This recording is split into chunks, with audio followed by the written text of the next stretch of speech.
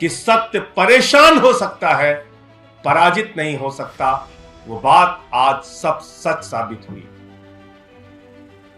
और यह भी सच साबित हुआ, लोकतंत्र के अंदर, डेमोक्रेसी के अंदर जनता मालिक है और जनता के द्वारा चुनी गई सरकार ही सर्वोपरि है।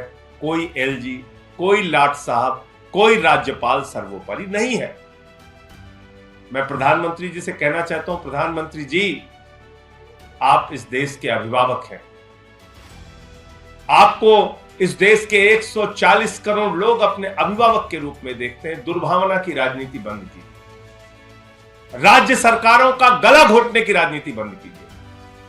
अरविंद केजरीवाल से आपकी लड़ाई हो सकती है, राजनीतिक लड़ाई हो सकती है, लेकिन उनको जिस जनता ने चुना है उसको सजा मत दीजिए, उनके बच्चों को सजा मत दीजिए, उनके स्कूलों को मत रोकिए, उनके अस्पतालों को मत रोकिए।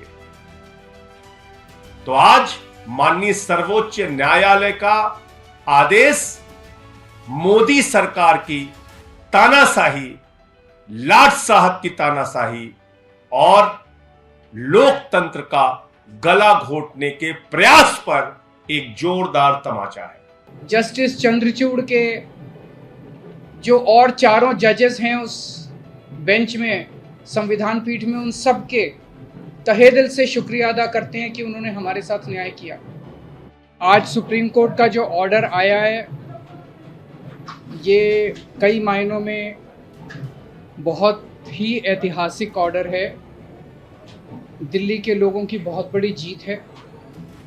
दिल्ली के लोगों के साथ जो अभी तक अन्याय होता आया, उनके साथ माननीय सुप्रीम कोर्ट ने न्याय किया है।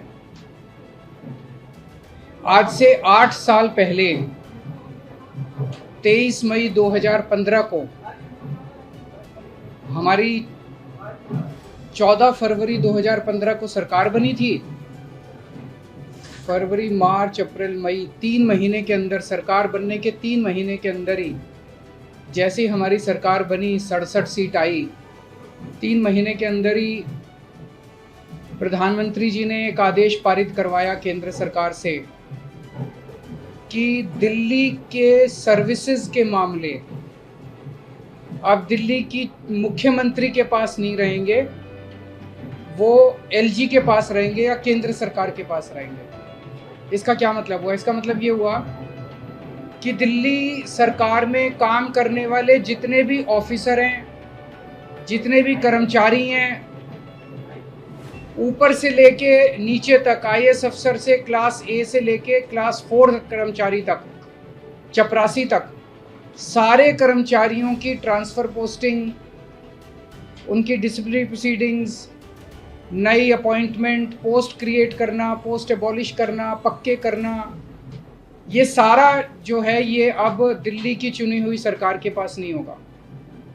यानी कि अगर मैं मुख्यमंत्री हूँ, मेरे सामने कोई कर्मचारी रिश्वत ले रहा है, मैं उसे सस्पेंड भी नहीं कर सकता, मैं उसकी ट्रांसफ़र नहीं कर सकता।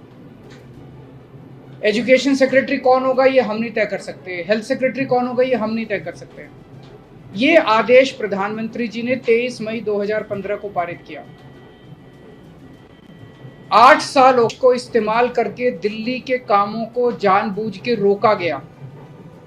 इन सारी कठिनाइयों के बावजूद दिल्ली के अंदर हम लोगों ने इतना शानदार काम किया पिछले 8 साल के अंदर। तो आप सोच सकते हैं कि अगर हमारे पास पूरी पावर होती तो हम कितना ज़्यादा काम कर सकते थे। दिल्ली अब कुशल प्रशासन का एक मॉडल पूरे देश के सामने देगा।